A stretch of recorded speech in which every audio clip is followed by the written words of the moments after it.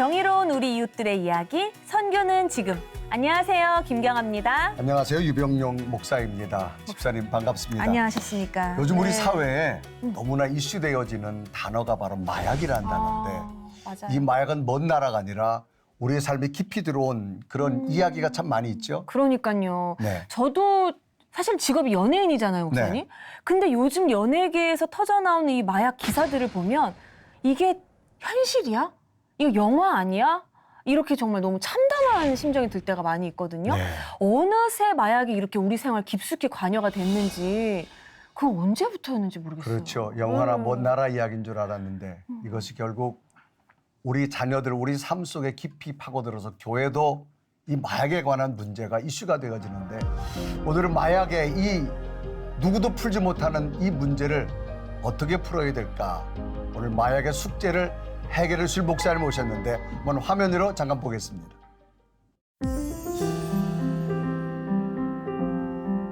가식이 없으세요, 우리 목사님. 제가 제일 이 세상에서 제일 존경하는 목사님, 우리 목사님.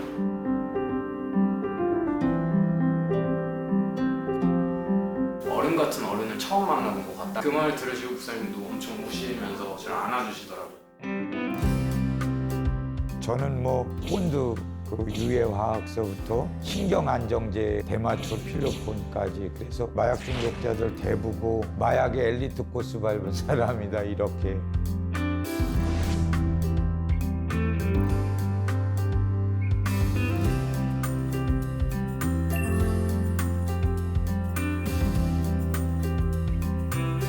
하나, 둘, 셋.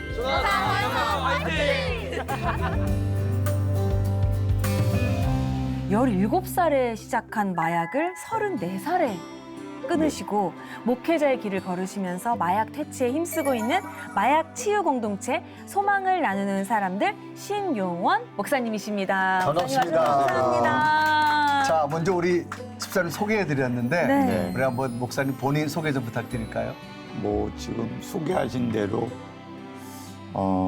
교계에서도 처음이지만 국내에서 그 최초로 그 마약 중독자들 치료 공동체를 2002년도에 설립해서 지금까지 그 수망을 나눈 사람들이라는 치료 공동체를 이끌고 있는 신용원 목사입니다. 네, 목사님 20년 되셨네요. 2002년. 굉장히 오랜 시간인데 네. 자, 소망을 나누는 사람들 그 치유 공동체가 어떤 곳인지 한번 좀 부탁드릴까요?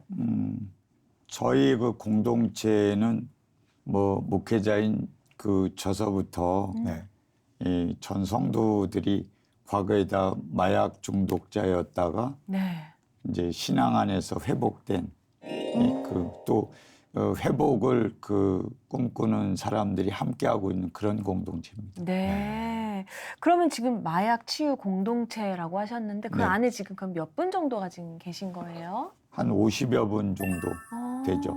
네. 그 50분이 그러면 계속 계시는 건가요? 그건 아니고요. 네. 제가 이제 그 교도소에서 그 이제 마약 그 재소자들 대상으로 이제 사역을 뭐 개인적으로 한 것까지 하면 한 25, 6년 네. 이제 이어오면서 그 속에서 이제 만남이 이제 이루어지고 네. 출소 후에 저를 이제 찾아오면 네. 저희 공동체에서 그 치유가 이제 되게 되면 네. 본인들의 고향으로 이제 돌아가고 다시 그러죠. 돌아가고. 그러니까 기성교회의 이 성도들처럼 네. 신앙으로 이제 그들이 신앙을 받아들여서 하나님을 만난 이후의 삶을 거기에 이제 정착해서 하는 것이 아니고 네. 그 각자 이제 고향으로 돌아가고 그러죠. 보내는 곳이네요. 보내는 곳. 네. 치유 공동체를 2002년도에 시작하셨는데 아마 그때는 마약하면 굉장히 생소한 단어. 그렇죠. 일반 그랬죠. 사람들하고는 좀 감이 멀리 있는 그런 단어인데 그걸 아마 하시게 된 어떤 그 계기, 동기 어떤 게 있을까요? 화면에서 이제 제 소개를 그가 됐는데 제가 아주 지독한 마약 중독자였었습니다. 네. 그래서 제가 그 과거에 그 마약 중독자였다가 이제 극단적인 어떤 그 시도를 하다가 그 성령을 체험하고 그러면서 이제 하나님께 부름을 받게 됐는데 많은 분들이 제 과거의 이제 이력이 그 마약 중독자였다 네. 보니까 네. 스스로 제가 자원해서 이 일을 했다라고 지레짐작을 하는데 네. 저는 이제 마약의 그 아주 마약으로 인해서 극단적인 생각을 그 이렇게 했을 만큼 시도했을 만큼 절망을 경험했기 때문에 물론 하나님을 만난 어떤 계기가 되기도 했지만 이 마약의 맞자도 꺼내기 싫을 만큼 저한테는 끔찍한 문제였고 그래서 사실은 청소년 때 제가 일탈이 시작됐기 때문에 요 가까운 그 마천동에 개발되기 전에 네. 집 나오고 이런 그 판자촌의 불우한 아이들과 같이 어우러지는 건 청소년 사역을 본래는 하려고 했었죠. 예. 그러다가 뭐 누구라 할 것도 없이 이제 우리는 다 하나님의 사람들은 각자의 소명이 있는 것처럼 제가 목회자로 하나님 부르신 거는 알겠는데 구체적으로 하나님 나는 수많은 그 목회자들 중에 어떤 일을 해야지 되는가가 정말 아이처럼 굉장히 그 궁금했어요. 그래서 신학교 1학년 때 이제 소위들 하는 그 장기 금식을 하면서 제 구체적인 제가 서 있어야지 될 그 섭리의 자리가 어디인가를 하나님께 물었고 그러면서 제가 이 사역을 이렇게 하게 됐죠. 그러네요. 네. 아니 저는 불과 뭐 작년까지만 해도 만약에 목사님이 이 방송에 나오셨다 하면은 이렇게까지 절실하게 이렇게 경청하지 않았을 것 같은 그렇죠. 거예요. 그러니까 네. 올해 제 입장에서는 네. 이슈가 팡 된 것 같은데 목사님은 이미 사역을 시작한 22년 전부터 대한민국은 마약 청정국이 아니다를 강조하셨다고 해요. 네, 근데 맞습니다. 그만큼 마약을 구하기가 이제 쉬워졌나요?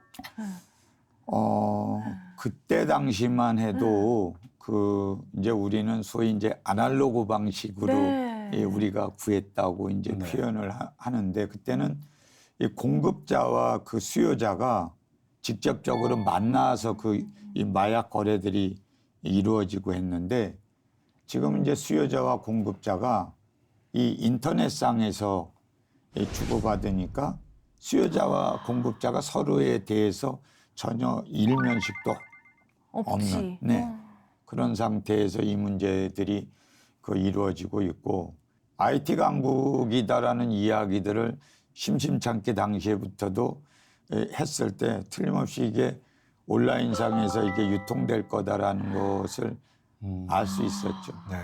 그게 긍정적인 측면만 바라봤을 네, 때 네, 네. 목사님이 예견을 하셨구나. 네, 네.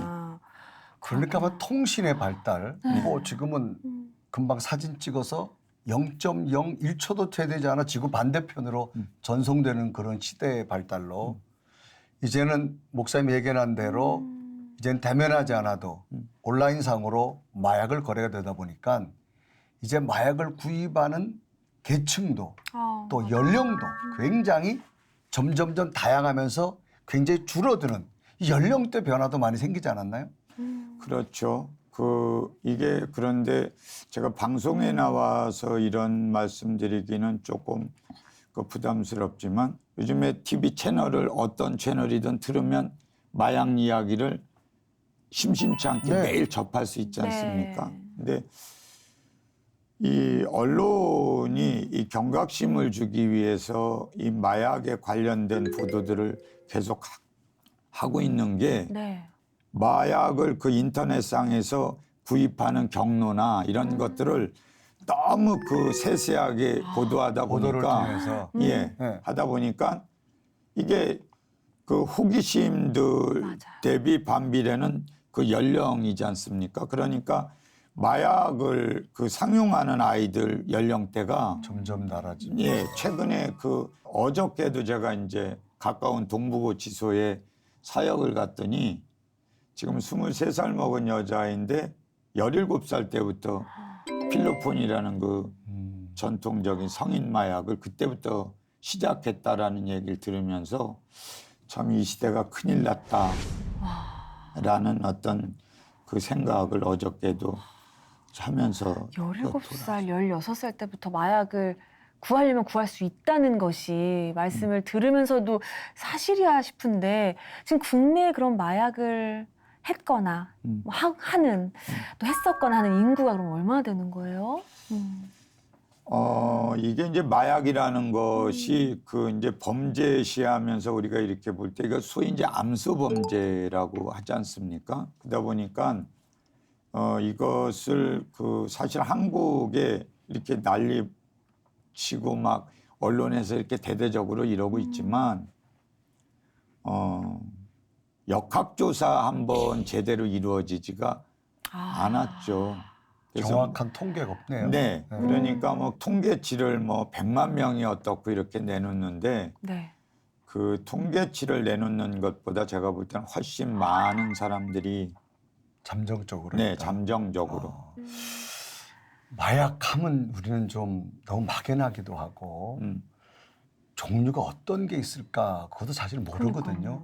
그럼 우리나라에서 제일 문제가 되는 어떤 마약류라고 하면 어떤 게 있을까요?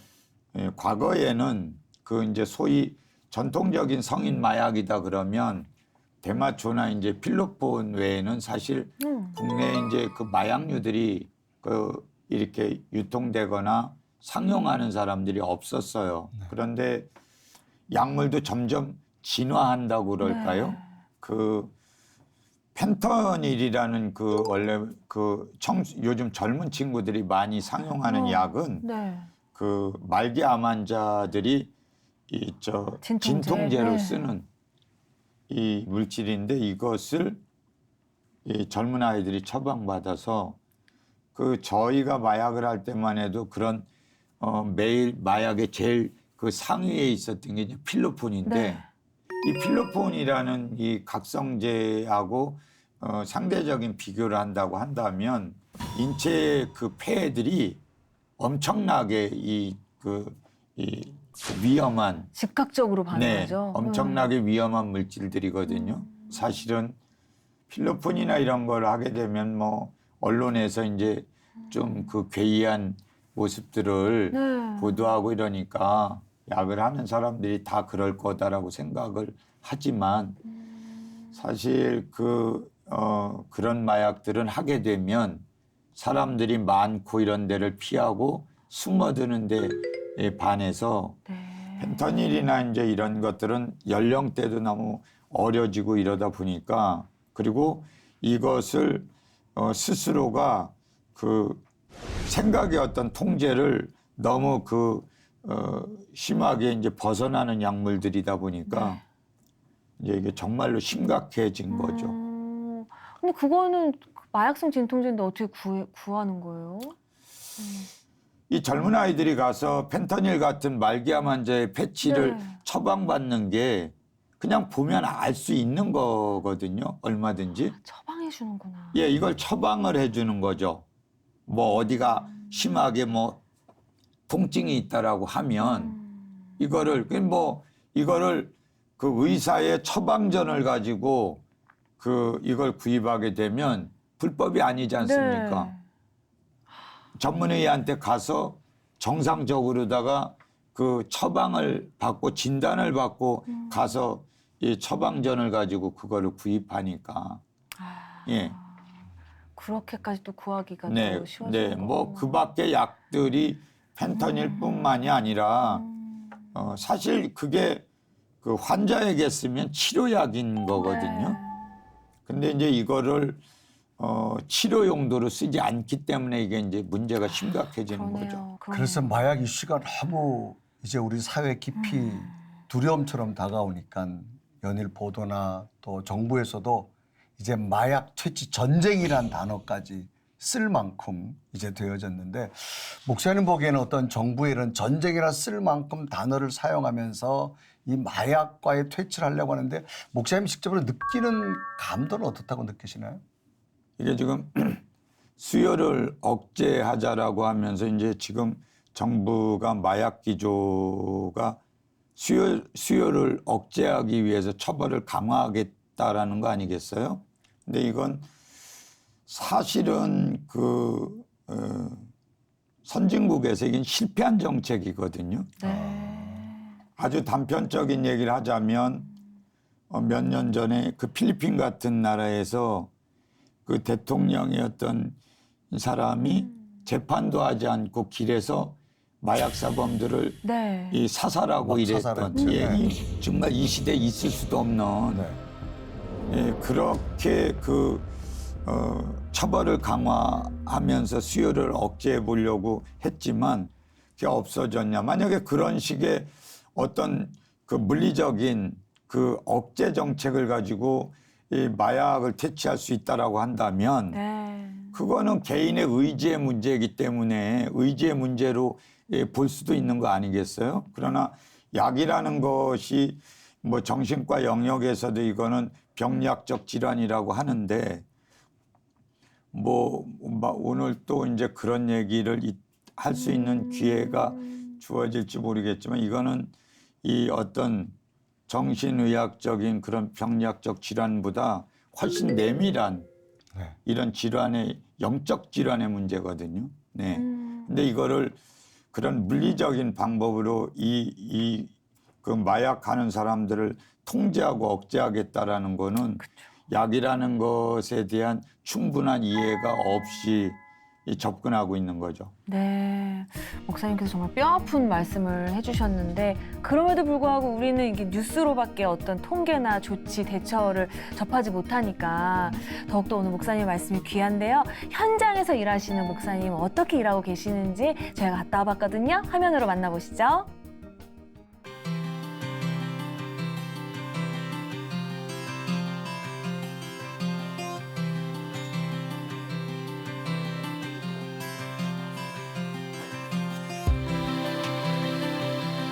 매주 수요일마다 제가 이 병원에 이제 약물 이제 중독 문제 가지고 있는 그런 친구들 만나러 오는 길이에요.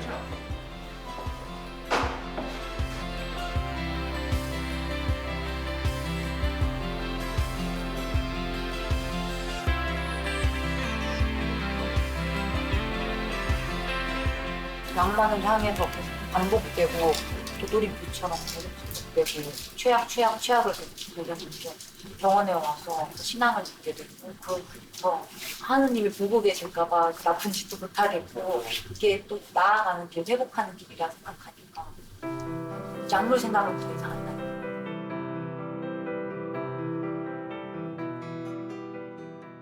아이디어금으로 다 완전하게 그 목걸이 급식에 그 반지와 그 팔찌 자본주의 함정 속의 가치관이 나는 벌어들일 생각에 또 머리 아프고 사회는 이성을 강요해 난 진심을 너의 감정들을 내게 말해줘 너가 뭐라든지 간에 다 들을 수 있어 너의 감정들을 나를 미치게 해놔서 pompompompom까지고 너의 에너지를 나의 감각에 이용해 그걸 제가 마약을 12년 동안 사용하면서 마지막 후반부 4년 동안은 펜타닐이라는 아주 지독한 마약의 차를 폐차를 시키기까지도 했어요.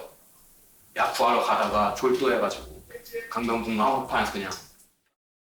의식은 있었어도 거동 자체를 못할 만큼 심각했던 친구였었고 회복될 거라고 그 의사들이나 그 진료진들이 믿지 않았죠. 어떤 동기를 가지고 너희들을 와서 만나는 것도 아니고 마약은 뭐라고? 마약은 뭐라고? 끊어지는 겁니다. 끊어지는 거야. 근데 하나님 정말로 한 번만 딱 한 번만 만나주세요. 만나고자 하는 그 열망이 있어야 돼. 무슨 목사냐고. 처음에는 뭐 목사님이라고도 안 했어요. 근데 목사님한테 진짜 너무 이게 뭔가 화살처럼 뭔가 박혀가지고 어른 같은 어른을 처음 만나는 것 같다는 말을 했어요. 그 말을 들으시고 목사님도 엄청 우시면서 저를 안아주시더라고요. 내가 니들만큼 아팠던 사람이라 얼마나 더 아이들이 어그러질까를 내가 너무 잘 알기 때문에 그 안타까움이 있음에도 내가 해줄 수 있는 게 없기 때문에 자꾸 우울해지는 거야.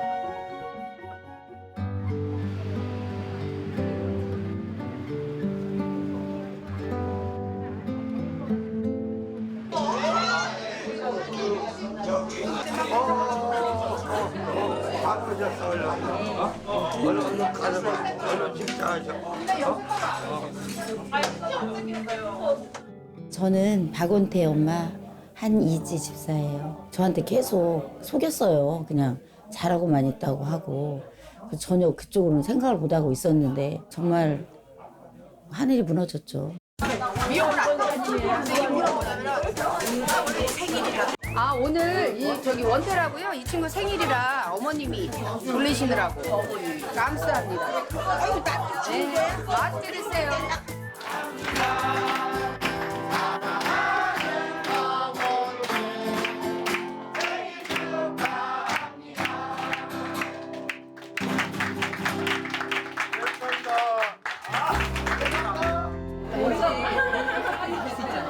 노래 한번 불러.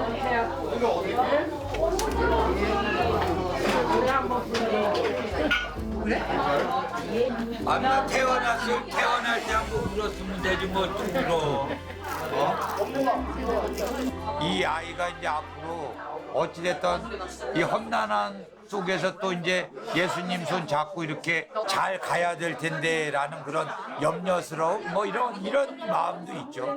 예수님 알고서 이제 첫 생일이잖아요. 다시 태어난 그런 기분일 것 같은데. 성경에 옛사람을 벗고 새 사람을 입는다고 했습니다. 지금 그런 기분입니다. 우리 아들의 이 변한 모습이 아기 때 내가 자꾸 우리 아들이 예뻤을 때 눈동자로 다시 돌아왔어요. 그래서 너무너무 놀라웠고 정말 이렇게 하나님이 살아있다는 걸 정말 크게 체험한 것 같아요. 와, 원태 친구의 생일 잔치까지. 근데 목사님 그 마약류 중독자 치료 전문 병원 네. 거기서 이제 원목으로 계시는데 네. 어쨌거나 거기 있는 그 환자분들은 하나님을 아직 모르시는 분들인데 하나님 얘기를 계속 이제 강조하시네요, 목사님. 이게 일주일에 제가 한 번 네. 이제 오전에 가서 예배드리고 네. 방금 화면에 나온 것처럼 오후에는 이제 그 서로의 이야기들을 네. 같이 하는 이제 뭐 거기 프로그램 이름 이제 집단 중독 상담 프로그램이라고 병원에서 이제 그렇게 명명해서 시간을 진행을 하고 있는데 네. 그냥 저 아이들한테는 저 아이들의 이야기를 들어주는 게 치료의 시작이고 또 그래야만 저 아이들이 이제 복음 안으로 들어올 수 있으니까 그리고 이건 성령이 아니면 답이 없는 거다라는 얘기만 줄기차게 해왔고 그래서 아이들이 그런 그 제가 하는 이야기에 대해서 아직 인격적으로 하나님을 만나지 못한 아이들도 있지만 네. 거기에 대한 동의는 이제 저를 만나면서 하기 시작하는 거죠. 네. 아까 영상에서도 이제 많은 친구들 만났지만 특별히 우리 목사님께서 정말 아버지의 시선으로 바라본 친구가 있었어요. 저 녀석은 하면서 원태군이죠. 우리 원태군은 언제 처음 만나신 거예요, 목사님? 병원에 가서 이제 처음 만났는데 2년 동안 방 안에서 나오지도 않고 이 펜터닐이라는 약물을 너무 심하게 사용을 해서 자기 발로 병원에 온 게 아니고 네. 거의 의식이 없는 상태로 병원에 실려왔고 보름 동안을 거동을 못하고 네. 먹지도 못하고 연명 치료하듯이 그럴 정도로 심각했던 아이예요. 그리고 제가 받았던 처방전을 다 보더니 살아있는 게 말이 안 되는 거라고. 처음에 폐쇄병동에 있으면서 저는 거의 한 달 가까이 밥을 한 톨도 못 먹었어요. 그리고 계속 통만 했어요. 계속. 그래서 막 이만한 재활용통을 넣고 하루에 그걸 다 채웠어요. 그럴 정도로 심각해서 저 아이가 과연 그 정상적으로 뭐 영적인 회복은 고사하고 저 녀석이 정상적인 어떤 생활인으로서의 그 기능을 회복할 수 있을까에 대한 것도 요원할 만큼 아주 심각했던 아이였어요. 어머나 세상. 예, 네. 그랬는데 제가 이제 저 아이들 쓰는 비속어도 막 쓰고 장난도 치고 이제 이러면서 이제 저 아이들이 갖고 있는 목사다 그러면 신앙이 없는 사람들은 더군다나 어려우죠. 약을 사용하는 아이들 입장에서는 저를 경계할 수밖에 네. 없으니까. 거부하겠죠. 네. 내려와서 저놈이 저한테 처음에 호칭도 계속 선생님이라고 아저씨라고 안 한 게 어디예요? 네, 목사라는 호칭 자체도 자기가 받아들이기가 싫었을 만큼 호칭을 못했고. 예, 경계를 했었어요. 예, 만나고 나더니 이제 저한테 첫 마디가 울면서 선생님, 앞으로 이제 제가 목사님이라고 이렇게 할게요.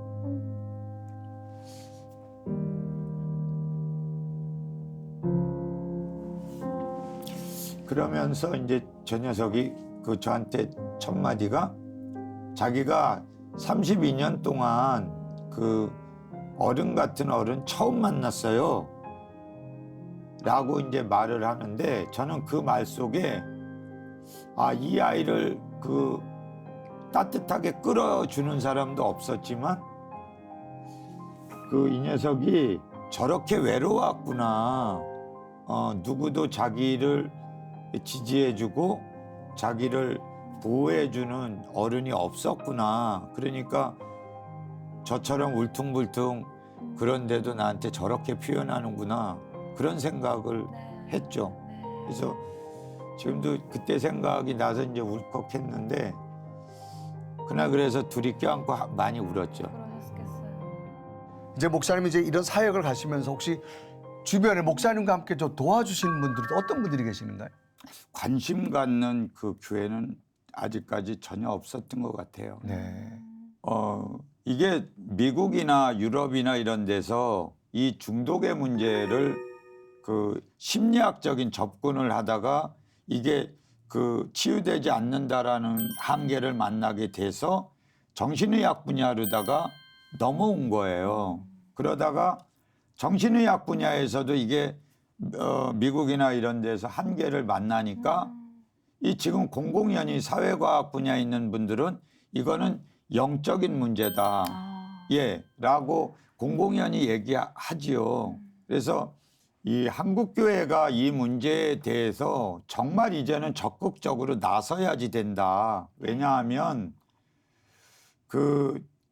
사회과학 분야에 있는 분들이 영적인 문제다라고 우리는 4차원적인 영의 세계가 실제하고 있다라는 것을 우리 하나님의 자녀들은 알고 있고 우리는 이 복음이라는 것을 그것을 전하고 있는 거 아니겠어요? 근데 한국교회에 대해서 이야기를 하지만 이게 오늘 방송을 하는 것처럼 한국 교계에 아마 이 치료 공동체가 아직도 제가 유일한 공동체인데 얘기를 하면 일반 목회자분들이나 교회에서 이건 특수한 분야이기 때문에 전문성을 운운하면서 이게 전문 지식이 없어서 이 일을 우리가 어떻게 하려고 해도 접근할 수 없다라는 식의 이야기들을 그동안 해왔었단 말입니다. 다른 어떤 교계 방송에서도 이 얘기들을 심심치 않게 해오다가 언론 노출을 제가 최근에 일절 몇 년 동안 안 했던 이유는 아무도 움직이지 않는구나. 그런 안타깝고 아쉬운 마음이 있어서 2000년 전 예수를 지금 이 시대 우리가 믿고 있고 예수님 안에서 수많은 그런 이적과 기적들이 일어났었고 복음을 갖고 있는 이 현재적 능력을 가지고 있는 우리가 전문성을 운운한다? 영적인 직무유기다. 저는 감히 그렇게 생각을 합니다. 그래서 그게 곧 의술로 학문을 안 되지만 우리 하나님의 방법으로 된다라는 메시지를 꼭 중독의 문제를 가지고 있는 당사자들만이 아닌 한국 사회의 그런 이 복음의 그야말로 위대함을 절대성을 한국 사회에 계속 말해왔고 그래서 앞으로는 언론 노출을 이제 아우성을 치니까 이제 마다하지 않고 적극적으로 언론 노출도 좀 해야 되겠다. 그래서 지금 말씀드리고 있는 것을 계속 이야기해야 되겠다. 교회가 몰라서 목사님의 사역에 함께하지 못하는 부분 참 많이 있다고 저는 생각합니다. 그래서 이런 방송을 통해서 한국 교회도 이건 영적인 문제가 우리도 함께 목사님과 더불어 손잡고 가야 되겠다라는 그런 어떤 출발점이 참 되어줬으면 좋겠어요. 네, 맞아요. 목사님 그야말로 정말 지금까지 외로운 사투를 벌이고 계셨는데 그럼에도 불구하고 혼자가 아니십니다. 목사님을 든든하게 도와주고 계시는 믿음의 동역자분들이 계시다고 하는데요. 과연 어떤 분들인지 화면으로 만나보시죠. 아니 무슨 유명한 사람들 오는 것처럼. 아니 그러니까.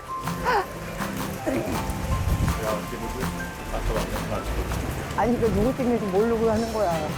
그냥 가는 거지. 아 지금 사무실에 용품 필요해서요. 커피랑 뭐 이것저것 좀 살라고요. 오늘 카드 긁는 날입니다. 제대로. 내 카드 아니니까. 저는 소망을 나눈 사람들 잘 사업을 담당하고 있는 신동우 집사입니다. 안녕하세요. 저는 상담 실장으로 활동하고 있는 소망을 나누는 사람들 한순덕입니다.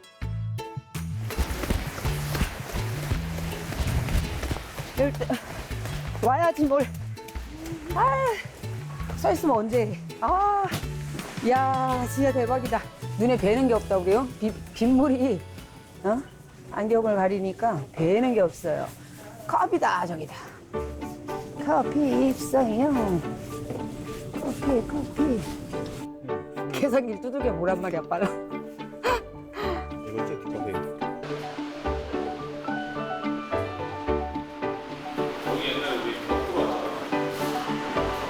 요거는 직원요. 네, 직원들 요것도 직원들. 먹을 거. 국민 후생 차원에서 네. 직원들. 직원들이 좋아라 하겠네요. 아이 저번에 대박입니다.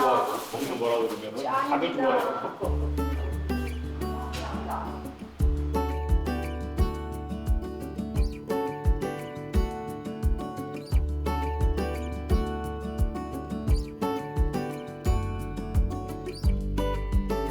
우리 남편이 마약 문제가 이제 해결이 돼야 되는데 어떻게 될지를 모르고 있다가 저희 목사님에게 연락을 했고요. 그게 이제 처음 시작이었어요.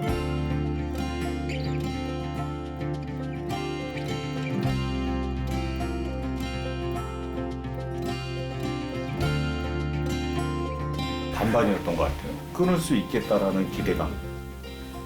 그리고 진짜 끊을 수 있을까라는 그런 마음이 양존했었던 것 같아요. 야 사탕 먹어라. 사탕 먹었다 사탕. 반응 봐라 이거 반응. 감사합니다. 야 이거 맞지? 틀린 커피 아니야 이거. 커피 없더라고. 야. 야 커피 한 잔씩 사줄게. 야 둘 다 설탕 안 타? 얘네들이 인생을 몰라 아직.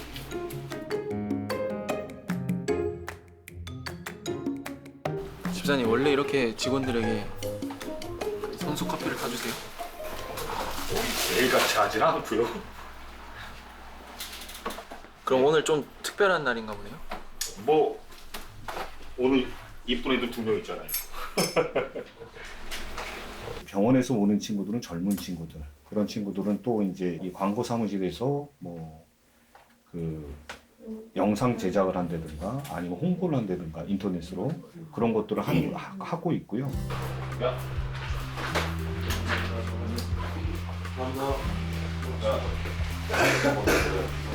맛있게 먹어. 예? 공동체의 모토가 복음은 말로 하는 게 아니라 손과 발로 먼저 섬기라고 항상 목사님이 가르쳐주셔가지고 그 집사님분들께서 먼저 그렇게 행동을 해주시는 것 같아요. 저희가 보고 먼저 배우시고. 나는 진짜가지고.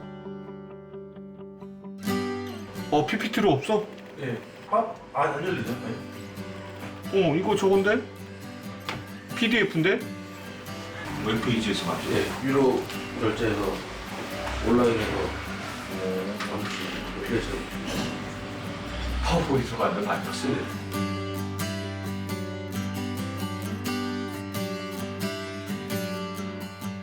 집사님 뭐 문제가 생겼나요? 아니요. 뭘 하나 다시 이제 수정해가지고 만들어야 되는데, 저 친구가 작업을 했는데 PDF로 저한테 파일을 보내줘가지고 저거 있어.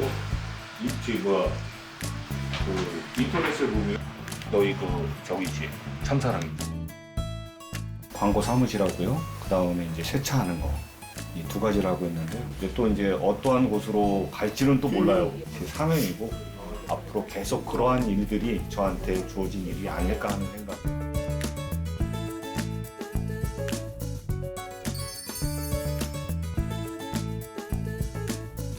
네, 영상이 나가는 동안 귀한 분들 자리로 모셨는데요. 안녕하세요. 안녕하세요. 반갑습니다. 와주셔서 감사합니다. 네, 아. 시청자분들께 자기소개 부탁드립니다. 네, 안녕하세요. 저는 소망을 나누는 사람들에서 온 한순덕 집사입니다. 아, 반갑습니다. 반갑습니다. 네. 네, 저도 소망을 하는 사람들의 교회에서 온 신동우입니다. 자, 귀한 사역하는 두 분 정말 이 자리에 오신 것 환영하고요. 감사합니다. 아, 이제 두 분은 우리 목사님과 도와서 어떤 일을 함께 하고 계시나요? 네, 저는 네. 자화를 담당하고 있어요. 지금 이제 예전에는 떡집으로 시작을 해가지고 네. 그 다음에는 이제 순대집, 네. 그 다음에 떡 공장, 네. 이제 또 이제 광고 사업, 그 다음에 신발 장사 그리고 네. 이제 지금은 세차장까지 하고 있는 네. 자활 팀장 신동우입니다. 아, 아유, 맛있고 아름다운 것만 하셨네요. 네, 네. 네. 예. 그러다 자활로. 예, 예, 네. 예. 우리 한 집사님께서는 저는 이제 개인적으로 제 남편이고요. 아, 예. 네, 그러시구나. 마약을 오래 했을 때는 이제 마약 중독자의 아내로 면회도 네. 열심히 다니고 그러고 있다가 저희 목사님을 만나면서 이제 마약 중독자가 아닌 이제 회복자의 아내로 제가 이제 목사님하고 같이 이제 교도소 사역을 다니고요. 그리고 교회 안에서의 직분은 집사지만 이제 상담 실장을 맡고 있어서 네. 외부에서 이제 오는 그 상담을 하는 것을 이제 전담을 하고 있습니다. 네. 우리 집사님, 지금은 너무 멋있으신데 아마 감사합니다. 그때 모습은 어떤 모습인가 참 궁금한데 집사님 언제부터 시작하시게 됐어요, 마약을? 저도 고등학교 때인 것 같아요. 네. 고등학교 때서부터 네. 이제 저도 이제 그 목사님처럼 이제 본드를 시작해가지고 본드, 예. 예, 우리들이 흔히 얘기하는 이제 러미날, 예. 그다음에 대마초, 그다음에 네. 필로폰까지 이렇게 이제 제가 이제 순차적으로 했다라고 얘기하면서 저희 공동체에서는 이야기하기를 갖다가 그거를 엘리트 코스라고 얘기합니다. 엘리트 예, 코스. 예. 네. 처음부터 끝까지 할 거 다 했다. 예, 예, 예. 어. 다 그렇게 밟았다. 이제 이야기를 하는데 네. 저는 그렇게 해가지고 목사님 만날 때까지 이제 교도소에서 이제 나와가지고 그때서부터 이제 약을 갖다 안 하기 시작을 한 거죠. 예. 근데 저희가 알기로는 네. 워낙 영상에서도 자극적인 영상을 네, 보여주니까 맞아요. 아까도 말씀하셨지만 미국의 그 좀비거리라고 하죠. 네네네. 그러니까 마약을 하면 꼭 이렇게 드러나는 어떤 이상한 행동들이 네. 나타난다고 생각되어지는데 그 집사님은 괜찮으셨어요? 일상생활을 하실 때? 저는 일상생활하는 데는 뭐 크게 문제는 없었던 것 같아요. 진짜요? 예, 예. 문제는 없었는데 이제 장기간을 하다 보면은 이제 그 다른 사람들이 비춰질 때 엉뚱한 일을 하는데 근데 그거는 이제 제 스스로는 이제 못 느끼는 거고 예, 저는 이제 그 20대 때는 그 뭐 이 신발 파는 일 네. 그런 거를 하면서 이제 그런 거를 할 때도 이제 마찬가지예요. 이제 신발을 어쩔 때는 굉장히 잘 팔다가 어쩔 때는 못 팔 때가 있어요. 그러면 아, 내가 이 약을 안 해서 그런가? 약을 그러면서- 안 해서 그런가? 예, 예. 심리적으로. 예, 심리적으로. 그러면은 이제 그게 또 어떠한 이제 그러니까 활력소가 됐다라는 생각이 그때는 했었던 것 같아요. 그러다가 이제 약을 하면은 뭐 어쩌다가 뭐 이제 더 잘 팔고 이러다 보면은 아, 이거야. 그래가지고 또 약을 또 이제 많이 접하게 되고 그걸로 더 빠지게 됐었던 것 같습니다. 저는. 예. 자, 약을 하면서도 예. 생활에 어떤 리듬도 안 깨지고 예, 예. 내 일상생활 일을 한다라고 하면 예, 예. 그럼 우리가 일반 사람들 잘 모르잖아요. 예, 예.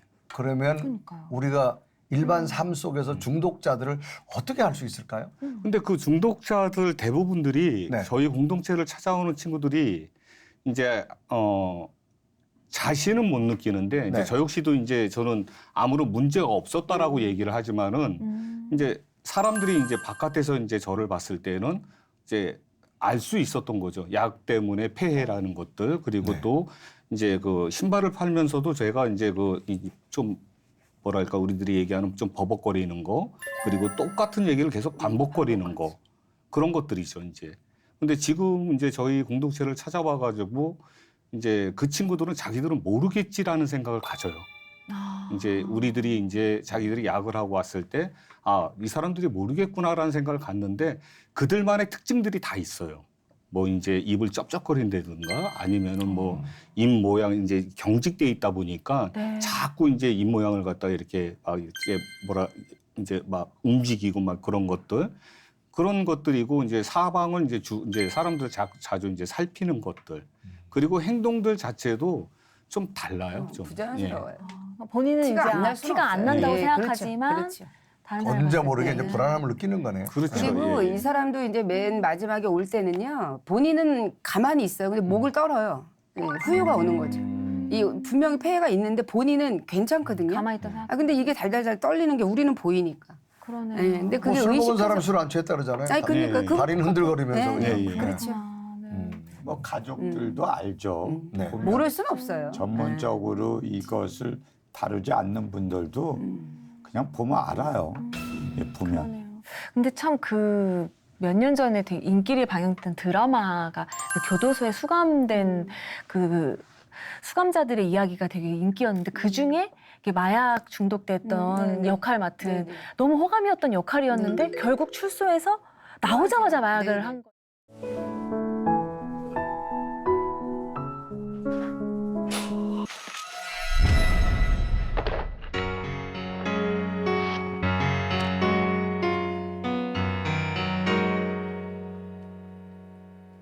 그만큼 마약은 끊기 힘든 거다. 그 메시지를 꼭 네. 전하고 싶어서 결말을 그렇게 했다. 네, 네.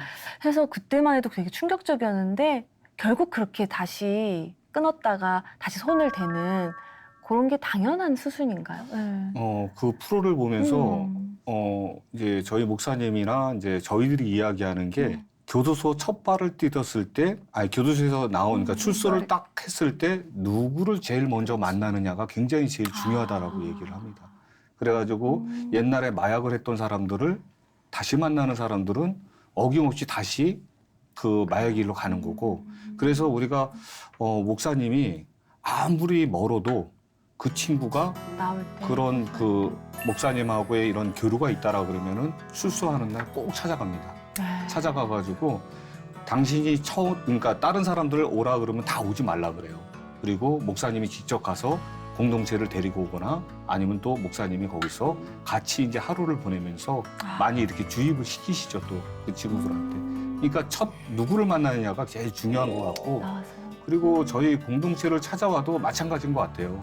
그러니까 저희가 지금 이제 그 자활 사업을 하는데 이 떡공장에 이제 그 찾아오는 친구들이 근데 저희가 이제 그 우스갯소리로 그래 한 3개월을 본다 그래요.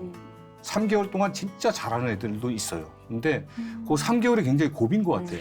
뭐냐면은 자기가 3개월 동안 약을 안 하고 일을 열심히 하고 그랬다 보면은 약을 안 했으니까 자기가 난 끊었다라고 생각하는 애들이 있어요. 그리고 이제는 진짜 내려가가지고 고향에 가가지고 잘 살 수 있을 것 같다. 근데 우리는 아직은 아니라 그러거든요. 네. 그런데 그 친구들이 어김없이 이제 그 내려가고 이제 얼마 후에 다시 뭐 교도소나 아니면은 이제 경찰서나 뭐 전화가 오거나 편지가 오거나 그런 경우들이 굉장히 많거든요. 근데 그들이 이야기하는 것들은 뭐냐면은 우리하고에 있었던 그 3개월이 네. 자기 일생에서 가장 행복하고 즐거웠던 순간이라고 그렇게 고백을 하는 친구들이 많아요. 근데 그렇게 와가지고 4번을 왔다 갔다 하는 친구들도 있었어요. 끝끝내 이제 그 친구는 이제 회복이 돼가지고 아까 이제 그 목사님이 말씀하신 것처럼 우리 교회에서 이제 회복이 돼가지고 지금은 이제 울산에 내려가가지고 거기서 가정을 꾸리고 거기서 지금 잘 살고 있는 친구들. 목사님 이제 줄에 네. 서시고 그래서 아이 둘 낳고 잘 살고 있지. 그러니까 그렇게 삐집고 들어오는 애들은 그래도 그렇지. 복이 있는 네. 친구들이에요. 실수를 해도 네. 또 오고 이러면 이제 네. 돼요. 내가 당신 남편 마약은 끊게 해줄게. 전신문신한 친구들이 저한테 목사님이라니까 일반인들 볼 때 삼류 조폭 영화 찍는 것처럼